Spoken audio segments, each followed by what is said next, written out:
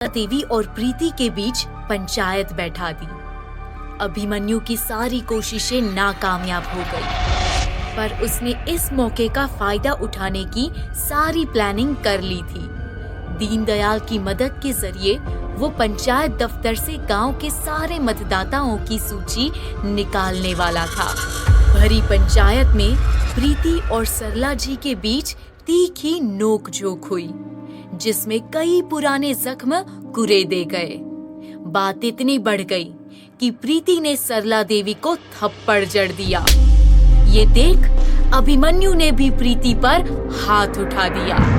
अभिमन्यु तेजी से प्रीति के पास जाकर प्रीति पर हाथ उठाते हुए चिल्लाया, प्रीति! प्रीति की आंखें गुस्से से लाल थी। अभिमन्यु भी गुस्से से पागल हो गया था। उसे यकीन नहीं हो रहा था कि प्रीति अपनी हद पार करके उसकी माँ को एक थप्पड़ मार सकती है। प्रीति ने अभिमन्यु को तनी हुई नजरों से घूरते हुए कहा, रुक क्यों गए? मारो थप्पड़। और तुमसे उम्मीद भी क्या कर सकती हूँ? तुम इन्हीं के तो बेटे हो जिन्हें बेइज्जती और बदतमीजी के सिवाय और आता ही क्या है। प्रीति ने सरला देवी और अभिमन्यु को नफरत भरी नजरों से देखा। सरला देवी प्रीति को घूरे जा रही थी। तभी पंचायत से बलराम ने प्रीति को हैरत से बोला, मास्टरनी जी, आप अपने से बुजुर्ग औरत पर कैसे हाथ उठा सकती है? ये तो सरासर गलत है।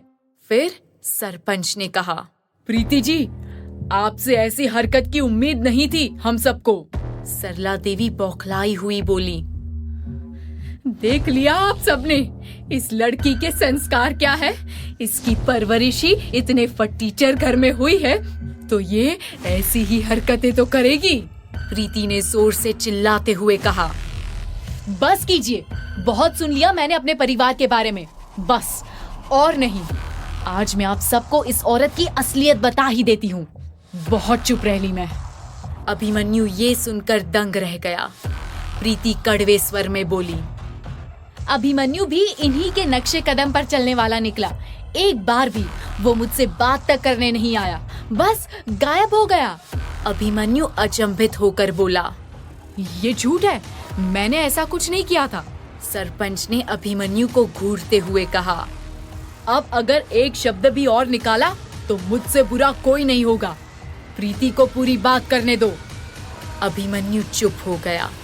प्रीति कहने लगी, हमारे पास 10 लाख रुपए थे, 5 मेरी शादी के लिए और 5 आयुषी की शादी के लिए, पर हमारी सारी जमा पूंजी ये चुड़ैल खा गई और थोड़े दिनों बाद हमारे घर आकर रिश्ता भी तोड़ दिया। मेरे पिताजी को ऐसा सदमा पहुंचा कि उन्होंने खाट पकड़ ली। मेरे पिताजी खुद को संभाल नहीं पाए और हम कर्जदार हो गए। ये कहकर प्रीति की आंखों में आंसू आ गए। उसकी आवाज रुआंसी हो गई और वो कहने लगी, हम इस कदर कर्जे में डूब गए थे कि लोगों के कर्ज चुकाने में हमने अपना घर और सामान बेच दिया। अभिमन्यु ये सब सुनकर यकीन नहीं कर पा रहा था कि प्रीति इतनी मुसीबतों से गुजर चुकी है। प्रीति बोली, मैं, आयुषी और मेरे पिताजी सड़क पर आ गए थे। हमारे पास खाने तक को कुछ नहीं था। मैं इसके बाद भी सरला देवी नाम की इस चुड़ैल के पास गई और मेरे पैसों की भीख मांगी, लेकिन इस चुड़ैल का दिल नहीं पसीजा और उसने मुझे बेइज्जत करके भगा दिया। बोलते बोलते प्रीति बुरी तरह से रोने लगी, पर वो रुकी नहीं। उसने आगे कहा, इस चुड़ैल ने मेरे परिवार को तबाह कर दिया। मेरे पिताजी और बर्दाश्त नहीं कर पाए। दिल का दौरा पड़ने की वजह से वो चल बसे। अगर हमारे पास पैसे होते तो हमें दर दर ठोकर ना खानी पड़ती और मेरा घर भी बस जाता। प्रीति फूट फूट कर रोए जा रही थी। आयुषी उसके पास आई और उसे गले लगा लिया। आयुषी की आंखों में भी आंसू थे। उसे वो सारे बुरे दिन याद आ गए। आयुषी जानती थी कि प्रीति का एक ही सपना था कि उसका अपना घर हो, परिवार हो, छोटे छोटे बच्चे हो। लेकिन सरला देवी की वजह से ये पूरा नहीं हो सका। आयुषी अपनी आंखें पोंछते हुए सिसकारियां भर रही थी। ये सब सुनकर अभिमन्यु के होश ही उड़ गए थे और उसे विश्वास नहीं हो रहा था कि उसकी माँ ऐसा कुछ कर सकती है। कुछ औरतें वहीं खड़ी थी। उनमें से एक औरत प्रीति के पास आई और कहा, मत रोइए मास्टरनी जी, भगवान आपके साथ है और हम सब आप ही के तो हैं। आप खुद को बिल्कुल अकेला मत समझिए। एक और औरत प्रीति के पास आकर बोली, मास्टरनी जी, आपने एक ही थप्पड़ क्यों मारा उस चुड़ैल को? कम से कम 10 थप्पड़ जड़ देने थे। आपने जो किया बिल्कुल ठीक किया। सरला देवी को ये बेइज्जती बर्दाश्त नहीं हो रही थी। वो फौरन सरपंच के पास गई और बोली, ये कैसी पंचायत है? आप लोग सब इस मक्कार औरत की बातों में आ गए। मेरी भी बात सुनिए। सरपंच बोला, सरला जी, हम मास्टरनी को कई सालों से जानते हैं। वो देवी का रूप है और हम सब जानते हैं कि प्रीति जी एक बहुत नेक लड़की है। लेकिन आपने जो किया है उनके साथ, वो माफी के लायक भी नहीं है।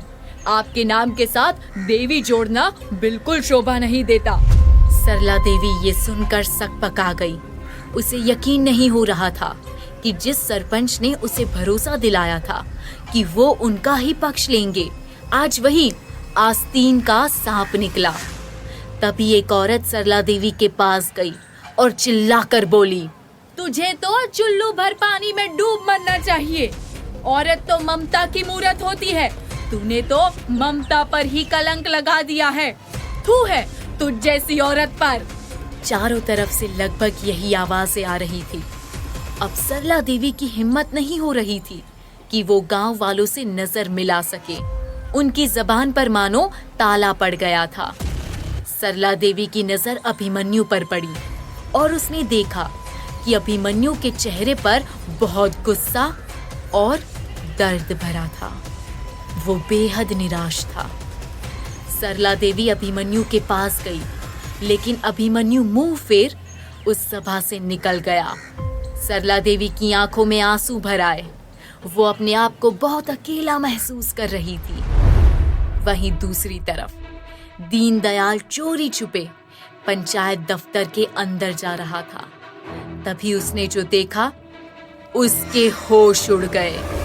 दफ्तर के पीछे 2-3 बच्चे बैठे बड़े ध्यान से एक कहानी सुन रहे थे।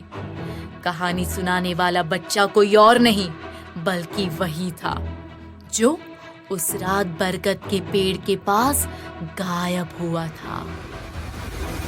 अपनी आप बीती सुनाते हुए बच्चे ने बड़े गंभीर आवाज में कहा, मुझे तो वो आंटी ले गई थी जिन्होंने लाल साड़ी पहनी थी। वहाँ बहुत अंधेरा था, पर मुझे खूब सारी चॉकलेट खाने को मिली। चॉकलेट का नाम सुनते ही दूसरे बच्चों के मुंह में पानी आ गया।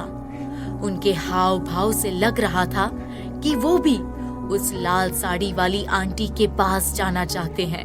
वो शायद जानते नहीं थे कि वो आंटी कोई और नहीं बल्कि वही डायन है जिसने चकिया में कोहराम मचा रखा है।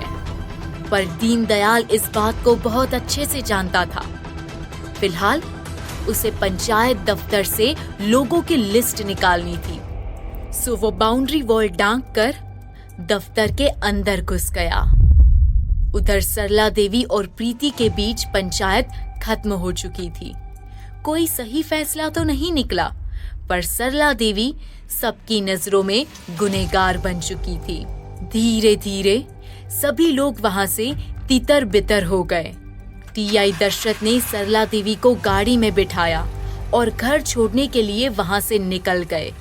पूरे रास्ते सरला देवी के आंसू नहीं रुक रहे थे। टीआई दशरथ ने सरला देवी से कहा, यही मेरा डर था। मुझे लग ही रहा था कि सरपंच बाजी पलट देगा। हालांकि जो आपने प्रीति जी के साथ किया वो बहुत गलत था सरला जी। इससे आपके ही परिवार का मजाक बना है। सरला देवी ये सुनकर और फूट फूट कर रोने लगी। टीआई दशरथ ने उन्हें चुप करवाया। थोड़ी देर बाद गाड़ी प्रीति के घर के बाहर रुकी। दशरथ जी ने सरला देवी को मेन गेट तक छोड़ा और वहां से चले गए। जब सरला देवी गेस्ट हाउस पहुंची तो देखा कि अभिमन्यु कुर्सी पर बैठा किसी गहरी सोच में डूबा हुआ था। उसके चेहरे पर तनाव था। सरला देवी उसके पास गई। अभिमन्यु ने एक पल के लिए सरला देवी को देखा और दर्द भरी आवाज में कहा, अम्मा, आपने मुझसे अब तक झूठ बोला? सरला देवी का सर झुक गया और उनकी जुबान बंद पड़ गई।